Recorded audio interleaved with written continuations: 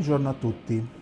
Allora, oggi vi presento un altro dei miei obiettivi che ho già citato in precedenza più e più volte, praticamente in ogni video lo cito, e stiamo parlando del 10-24.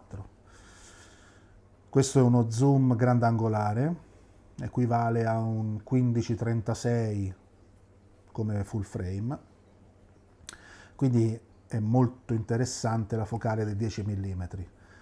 La Fuji da qualche anno ha fatto uscire uno zoom grandangolare ancora più spinto, quindi un 8-16, equivalente a un 12-24, che però costa oltre 1000 euro ed è una roba molto pesante, non si possono usare i filtri perché l'elemento frontale è molto bombato, cioè bisogna avere degli adattatori, insomma è molto complesso.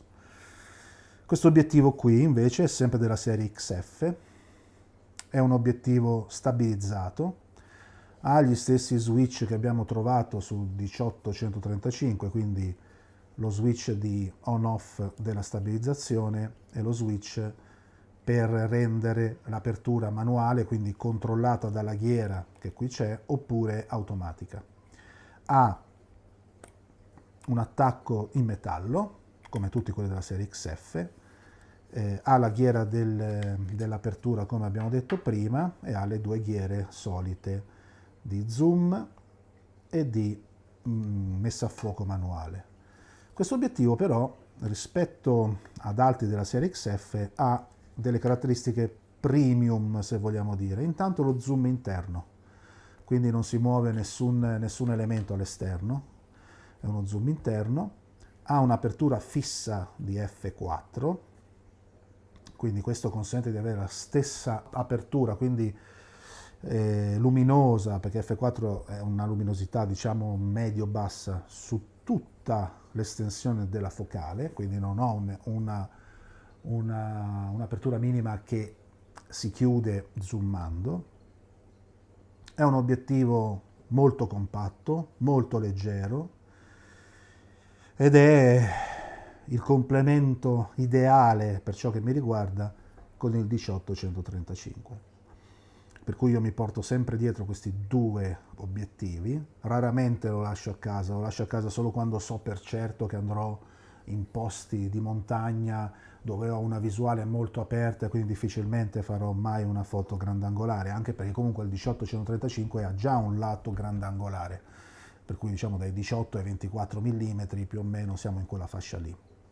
Però lo porto sempre con me, per il resto lo porto sempre con me e soprattutto nelle foto nei boschi o quando vado a fotografare delle cascate, specchi d'acqua, eccetera, eccetera, questo è un obiettivo fondamentale. Essendo abbastanza luminoso, può anche essere usato per fotografie all'interno, quindi in interni, aumentando un pochettino l'ISO, però diciamo che a me interessa la fotografia di paesaggio e questo è l'uso che ne faccio io.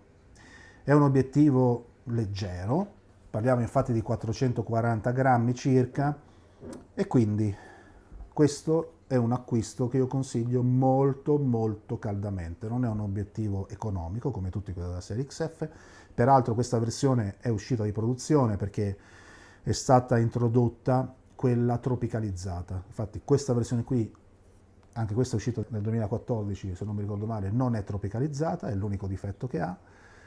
Ultimamente è uscita una versione leggermente migliorata e tropicalizzata e quindi, accoppiata a una macchina tropicalizzata, rende il sistema resistente a pioggia, umidità, polvere, sabbia, eccetera. Per cui io comunque consiglio molto a chiunque si avvicina a questo tipo di fotografia un obiettivo di questo tipo.